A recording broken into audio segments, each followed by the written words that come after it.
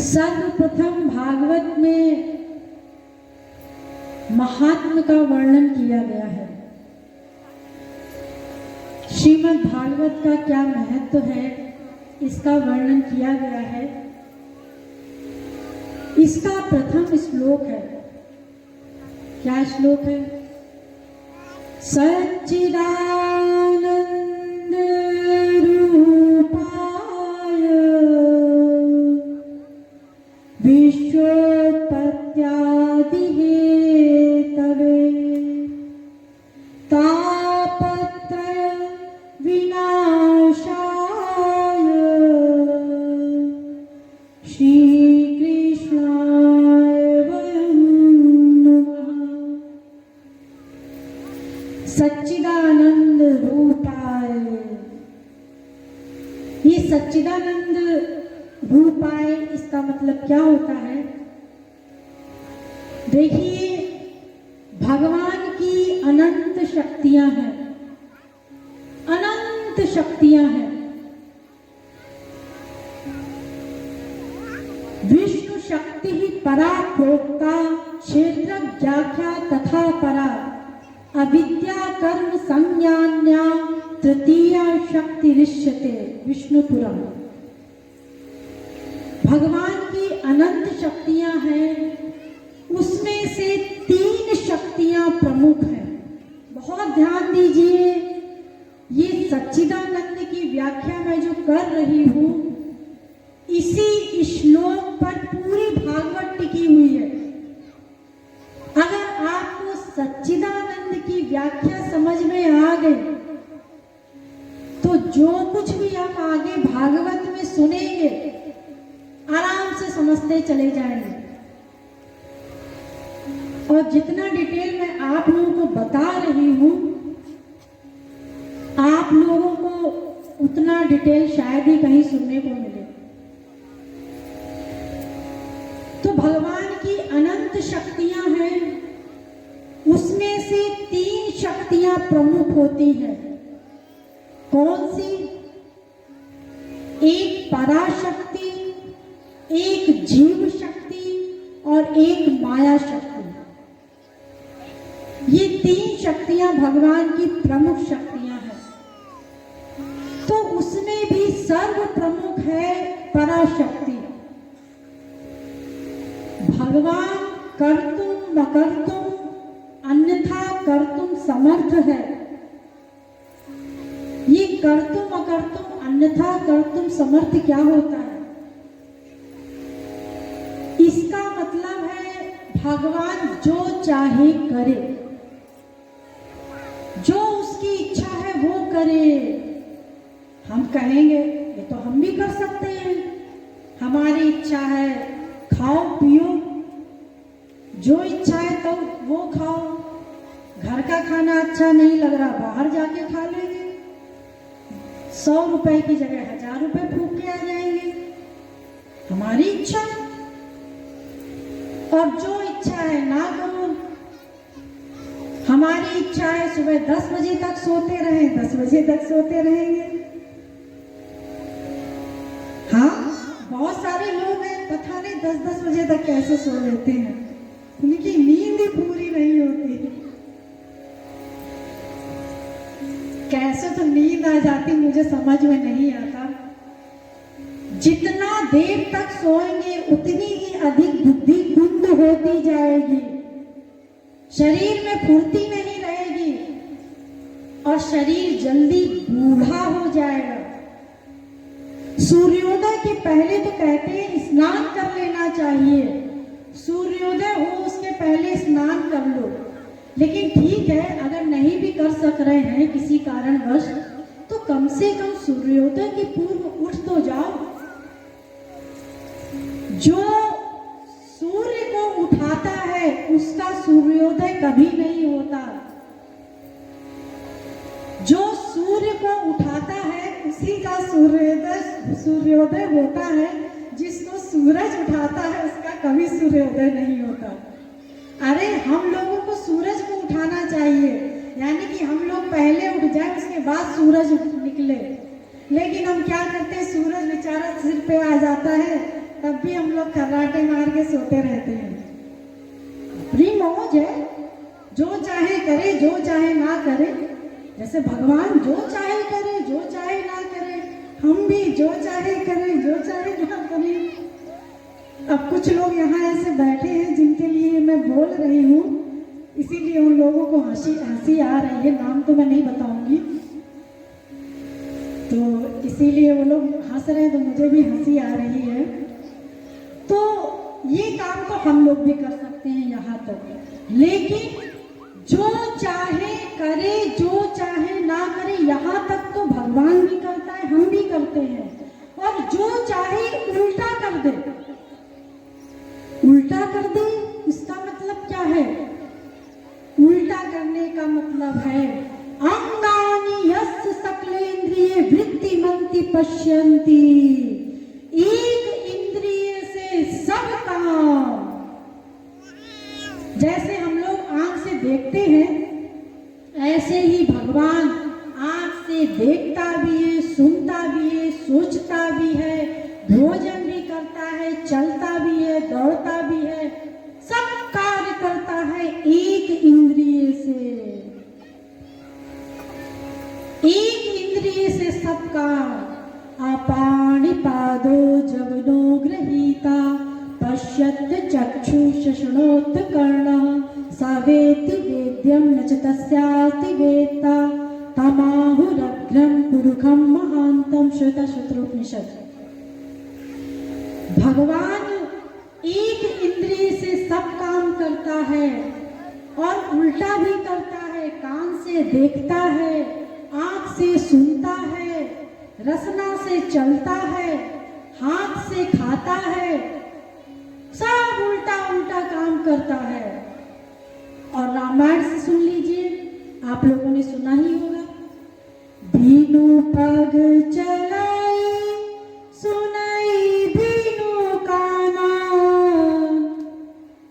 कर बीनु कर्म करई विधि नाना, आनंद रहित सकल रस भोगी, बीनु जीवा बकता बड़ जोगी, तन बीनु परस नयन बीनु देखा, ग्रह ही ग्राण बीनु बास सेखा, इहि सब भांति अलौकिक करनी, महिमा जासु जाय नहीं बरनी।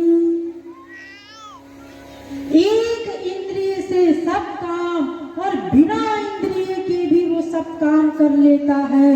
ये उसकी पराशक्ति का कमाल है। इस पराशक्ति के द्वारा भगवान कर्तुम न कर्तुम अन्यथा कर्तुम समर्थ बना रहता है। तो इसी पराशक्ति के, ध्यान दीजिए,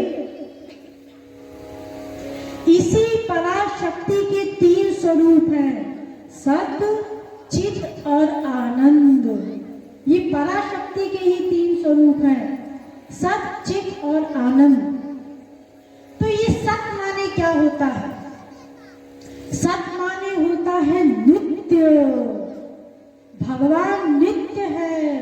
नित्यो नित्यानाम चेतनश्चेतनानाम एको बहुनाम यो विदधाति कामान। भगवान नित्य है, ये उसका सत स्वरूप है। और चित माने क्या होता है?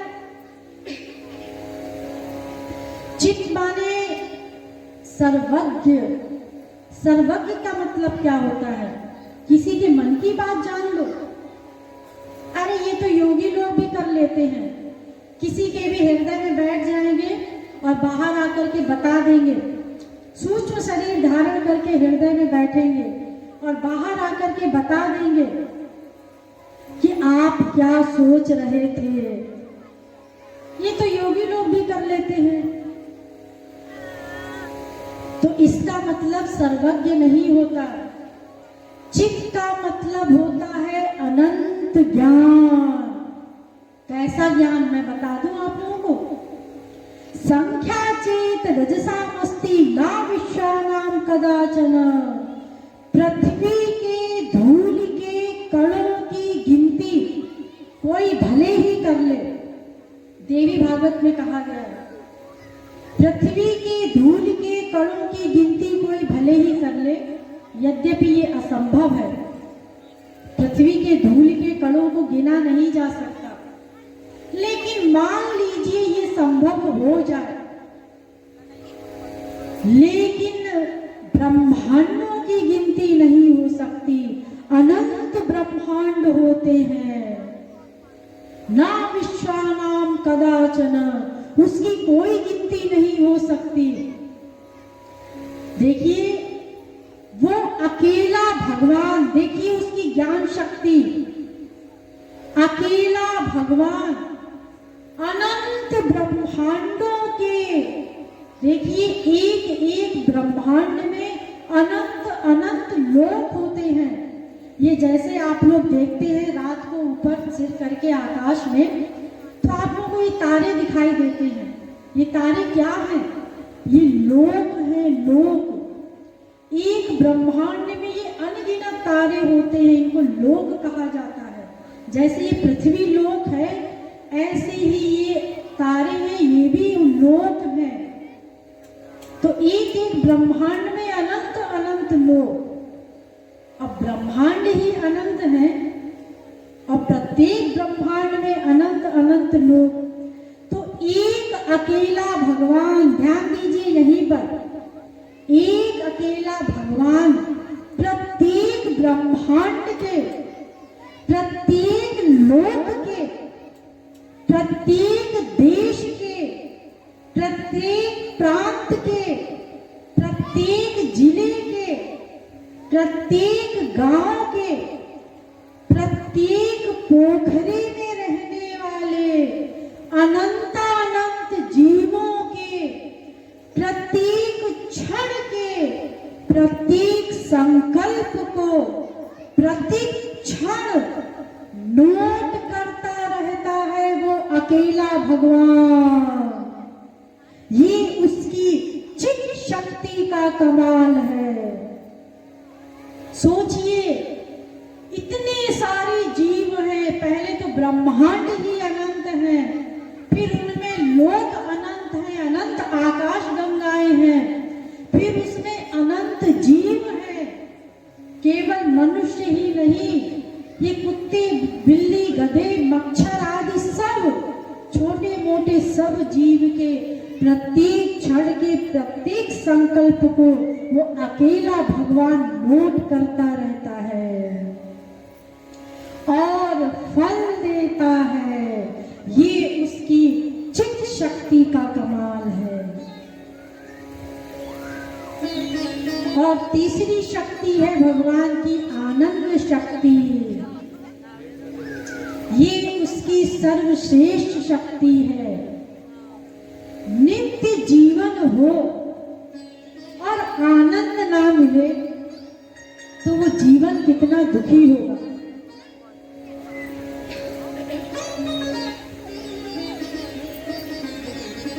अगर किसी का जीवन नित्य हो, देखिए हम सब लोगों का जीवन नित्य है, ठीक है, कई बार जन्म लेते हैं, लेकिन जीवात्मा तो नित्य है, कभी समाप्त नहीं होती। जीवात्मा का नाश ना भगवान कर सकता है, ना माया कर सकती है। ना जीवात्मा भगवान का नाश कर सकता है, ना माया का नाश कर सकता है। ना माया भगवान का नाश कर सकती है, ना जीवात्मा का नाश कर सकती है। तीनों में से कोई किसी का नाश नहीं कर सकता। इसलिए ये जीवात्मा भी नित्य है। तो हमारा नित्य जीवन है, चाहे हम मनुष्य बने, पशु बने, पक्षी बने, कुछ भी बने, नित्य हमारा जीवन है, लेकिन आनंद नहीं मिल रहा है। सोचिए, जिसका नित्य जीवन हो और आनंद ना मिले जीवन कितना दुखी होगा। ये जो आनंद है ये स्वयं भगवान का स्वरूप है। ये आनंद और भगवान एक दूसरे के पर्यायवाची शब्द हैं, दोनों में कोई भेद नहीं है। आनंद देवाधिष्ठान, आनंद उपरिष्टात्, आनंद पुरस्तात्, आनंद पश्चात्, आनंद उत्तरतः, आनंदो दक्षिणतः, आनंद एवि दग्धम सर्वम। उसके ऊपर आनंद, नीचे आनंद, आगे आनंद, पीछे आनंद, बाएं आनंद, दाएं आनंद, चारों तरफ आनंद का लबालब समुद्र भरा हो, उसका नाम है भगवान। जब तक हम उस आनंद को प्राप्त नहीं कर लेंगे तब तक हम इसी प्रकार दुखी होकर के भटकते रहेंगे। जो हम ये सोचते हैं, अरे आज ये हो जाए तो सुख मिल जाएगा, आज ये कामना की पूर्ति हो जाए तो सुख मिल जाएगा। हम कितनी ही कामना बना लें और कितनी ही कामनाओं की पूर्ति हो जाए, जब तक हम अपने वास्तविक लक्ष्य को, आनंद को प्राप्त नहीं कर लेंगे, उस ईश्वर को प्राप्त नहीं कर लेंगे, तब तक हम आनंद के लिए इसी प्रकार संसार में भटकते रहेंगे। देखिए, ये प्रत्येक जीव उस ईश्वर का अंश है। हम सब भगवान के बच्चे हैं, भगवान के ही अंश हैं। तो जब हम उनके अंश हैं, जब तक कोई अंश अपने अंशी को प्राप्त नहीं कर लेता, तब तक वो शांत नहीं रह सकता। जो हम लोग कहते हैं शांति मिल जाएगी, ये हो जाए तो शांति मिल जाएगी, जब तक वो अपने अंश को नहीं प्राप्त कर लेगा तब तक शांति नहीं मिलेगी। जैसे ये जितनी भी अग्नि शिखाएं हैं सब ऊपर की ओर जाती हैं। आप लोग देखते हैं गैस में खाना बनाते हैं या कहीं भी आग जलती है तो ऊपर की ओर भागती है। वो ऊपर की ओर क्यों भागती है? क्योंकि वो सूर्य का अंश है। वो अपने अंश को पाने के लिए ऊपर की ओर भागती है। जब तक वो अपने अंश को प्राप्त नहीं कर लेगी तब तक वो ऐसे ही भागती रहेगी। ये जितनी भी नदियां हैं संसार में सब अंत में जाकर समुद्र में मिल जाती हैं, क्योंकि वो समुद्र का अंश है। ऐसे ही ये जीवात्मा परमात्मा का अंश है। जब तक वो अपने अंश को प्राप्त नहीं कर लेगा, परमात्मा को प्राप्त नहीं कर लेगा, उस आनंद को प्राप्त नहीं कर लेगा, तब तक उसे वास्तविक आनंद नहीं मिल सकता। तो नित्य हमारा जीवन है, लेकिन अभी तक हमने वास्तविक आनंद की प्राप्ति का लक्ष्य नहीं बनाया। हमने संसार की प्राप्ति का लक्ष्य बनाया है, इसीलिए अभी तक हमें आनंद नहीं मिल सका। तो ये जो तीनों शक्ति है, सत्य चित्त आनंद, ये दिव्य सत्य होता है। ध्यान दीजिए, ये दिव्य सत्य होता है, दिव्य चित्त होता है, दिव्य आनंद होता है। एक माइक सत्य, माइक चित्त, माइक आनंद भी होता है जो हम लोगों को रोज मिलता है। माँ बाप बेटा स्त्री पति से जो आनंद मिलता है संसार का, सांसारिक वस्तुओं से आनंद मिलता है, ये होता है माइक आनंद। ये कभी मिलता है कभी छिनता है, दिन भर आप लोगों को मिलता रहता है। उसी बीवी से, उसी पति से, उसी बच्चे से कभी सुख मिला तो ये सब हमारे अपने हैं, कभी दुख मिला तो उन सब से हमें वैराग्य हो जाता है। किसी ने अपने बेटे से कहा, अरे बेटा जरा एक गिलास पानी पिला दे। बेटा दौड़ के गया और एक गिलास पानी ला करके अपने बाप को दे दिया। शाबाश, क्या श्रवण कुमार बेटा हुआ है हमारा। 5 मिनट बाद अपने बेटे से, उसी बेटे से कहा, बेटा जरा चश्मा ला दे, वो टेबल पे रखा हुआ है। बेटे ने नहीं सुना, बैठा है चुपचाप। थोड़ा सा आवाज तेज हुआ, सुनता नहीं है, चश्मा ला दे। अभी भी वो बैठा है, अरे सुनता नहीं है, बहरा है क्या, चश्मा ला दे। राक्षस पैदा हुआ है। 5 मिनट पहले श्रवण कुमार वही बेटा, और 5 मिनट बाद वही बेटा राक्षस हो जाता है। यानी कि ध्यान दीजिए, जब तक हमारी कामना की पूर्ति किसी ने कर दी, चाहे माँ हो, बाप हो, बेटा, स्त्री, पति, कोई भी हो, तब तक हमें उससे आनंद मिलेगा। लेकिन अगर जिस क्षण हमारी कामना की पूर्ति नहीं की, तो उसी से हमें वैराग्य हो जाएगा, उसी से हमें दुख मिलने लगेगा। होता रहता है आप लोगों के संसार में, आप लोग जानते ही रहते हैं, कई उदाहरण रहते हैं। अगर कोई बाप अपनी संपत्ति पड़ोसी के बेटे के नाम लिख दे, तो बेटा उस बाप की पूजा करेगा, एक बेटा उसकी पूजा नहीं करेगा। वो राम भगवान का जमाना गया, जो बाप के कहने से और माँ के कहने से पूरा राजपाट त्याग दिया। आज ये स्थिति नहीं है, तो सोचिए अगर उसके पश्चात भी उस बाप से प्रेम बना रहे जो पड़ोसी के बेटे के नाम अपनी संपत्ति कर दे, तो फिर वास्तव में वो प्रेम करता है। कोई स्त्री अगर उसका पति का कहीं और रिलेशन है, कहीं और प्रेम है, और वो स्त्री प्रसन्न है, चलो हमारा पति कहीं और खुश है, ठीक है, या किसी स्त्री का कहीं और प्रेम है और पति खुश है, चलो उसको जहां भी आनंद मिल रहा है, तो ऐसा प्रेम तो ठीक है। लेकिन जहां अपने स्वार्थ की हानि हुई, वही वो प्रेम द्वेष में बदल जाता है। यानी कि यहाँ पर केवल एक ही निष्कर्ष निकलता है, जब तक हमारे स्वार्थ की पूर्ति होती रहती है जिससे, वहां हम प्रेम मान लेते हैं, आनंद मान लेते हैं, और उसी विषय वस्तु व्यक्ति से अगर हमारे स्वार्थ की हानि होती है, तो वही हमें दुख मिलने लगता है। तो फिर ये वास्तविक आनंद कहाँ हुआ? वास्तविक आनंद का मतलब तो है यो वै भूमा तत्सुखम, जो एक बार सुख मिल जाए और उसके पश्चात भी समाप्त ना हो, उसको कहते हैं आनंद। एक बार अगर भगवान की प्राप्ति हो गई, तो सदा सदा के लिए वो आनंद मिल जाएगा, उसके पश्चात दुख नहीं मिल सकता। तो क्या ऐसा आनंद हमें मिल गया? अभी तक नहीं मिला।